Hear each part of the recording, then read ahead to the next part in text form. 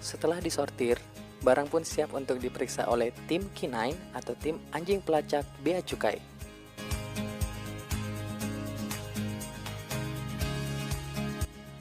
Nah, pemeriksaan ini merupakan bentuk pengawasan bea cukai dalam mencegah masuknya narkotika dan psikotropika ke Indonesia.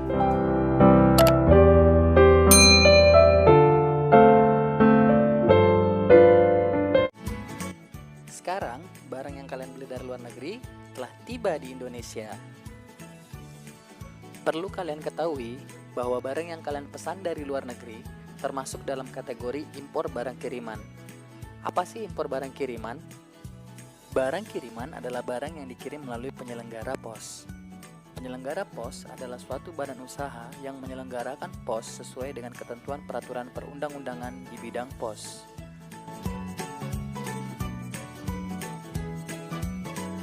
Nah, saat barang kiriman tiba, pihak airlines atau penerbangan menyampaikan segala barang bawaannya dalam bentuk manifest ke petugas bea cukai. Kemudian, penyelenggara pos akan melakukan perincian lebih lanjut atas manifest tersebut sesuai dengan penerima masing-masing barang.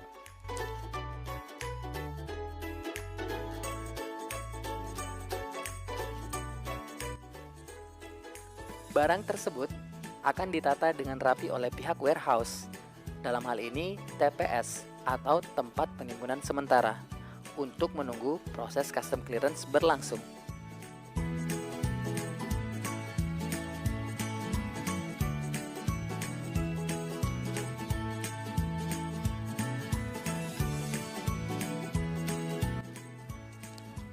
Untuk TPS yang berada di luar kawasan bandara, maka barang dapat dipindahkan dengan menggunakan dokumen PLP atau pindah lokasi penimbunan.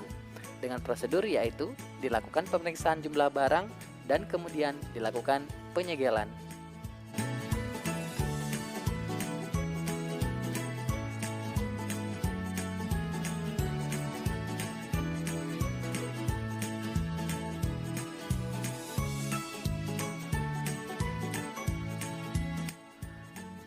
Penyegelan dilakukan oleh petugas bea cukai dan kemudian dibuatkan berita acara penyegelan.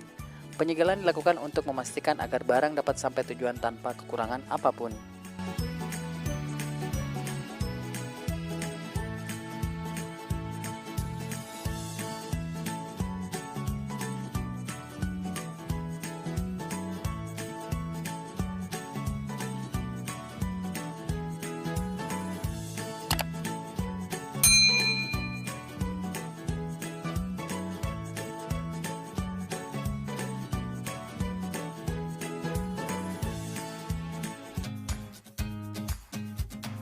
Barang akhirnya sampai di TPS tujuan. Petugas bea cukai kemudian memastikan segel tidak rusak, lalu kemudian membuka segel. Petugas pun menerima dokumen PLP menandakan bahwa barang telah sampai di gudang TPS.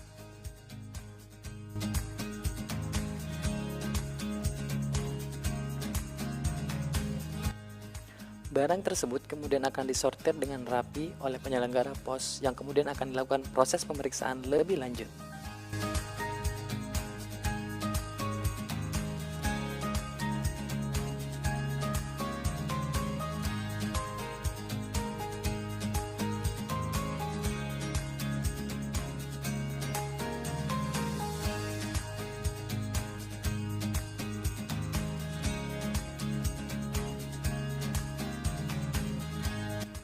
Penyortiran dilakukan menggunakan scan barcode agar barang lebih mudah terlacak dan lebih mudah dalam penyimpanannya.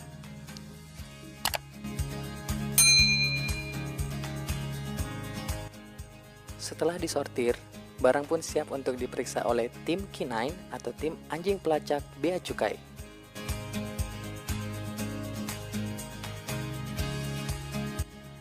Nah, pemeriksaan ini merupakan bentuk pengawasan bea cukai dalam mencegah masuknya narkotika dan psikotropika ke Indonesia.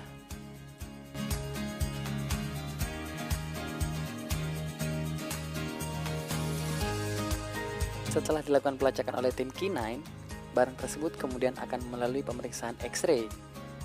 Jika dalam hal terdapat kecurigaan seperti terdapat barang berbahaya atau barang ilegal untuk diimpor, maka petugas bea cukai dapat membuka barang untuk pemeriksaan lebih lanjut.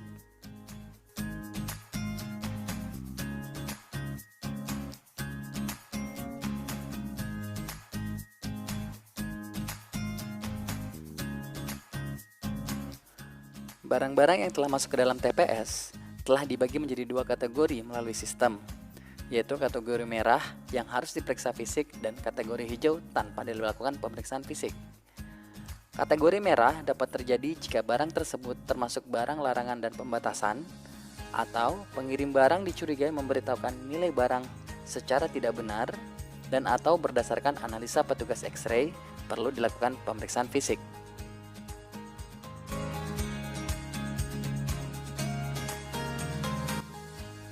Pemeriksaan fisik dilakukan oleh petugas bea cukai, disaksikan oleh penyelenggara pos.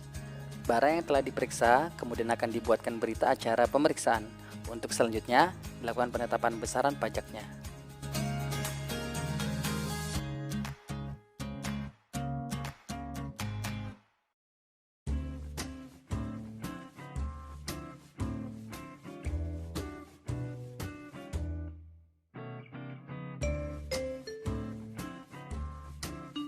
Untuk penetapan bea masuk dan pajak dalam rangka impor, petugas bea cukai merujuk pada Peraturan Menteri Keuangan Nomor 182 Tahun 2016 tentang ketentuan impor barang kiriman. Untuk setiap barang kiriman yang nilainya kurang dari 100 US dollar, maka akan dibebaskan dari bea masuk dan pajak dalam rangka impor. Sedangkan untuk barang yang nilainya di antara 100 US dollar dan 1.500 US dollar akan dikenakan bea masuk dengan tarif tunggal sebesar 7,5%, PPN 10%, dan PPh 10% atau maksimal 20% jika tidak dapat menunjukkan NPWP. Dan untuk barang yang nilainya melebihi 1.500 US dollar, maka akan diselesaikan menggunakan dokumen PIBK untuk orang pribadi dan dokumen PIB untuk badan usaha dengan pengenaan bea masuk dan pajak dalam rangka impor sesuai tarif MFN. Jika dalam hal ditemukan barang merupakan barang larangan dan pembatasan, petugas bea cukai akan menerbitkan SPBL atau surat pemberitahuan barang larangan dan pembatasan agar penerima barang dapat memenuhi kewajiban perizinan impor terlebih dahulu. Atau dalam hal terdapat barang yang nilainya diberitahukan tidak wajar, maka petugas bea cukai akan meminta dokumen berupa bukti bayar yang valid agar dapat dilakukan perhitungan pajak dengan benar. Nah, setelah kewajiban pajak dan pembayaran telah dipenuhi, maka barang kalian dapat dirilis.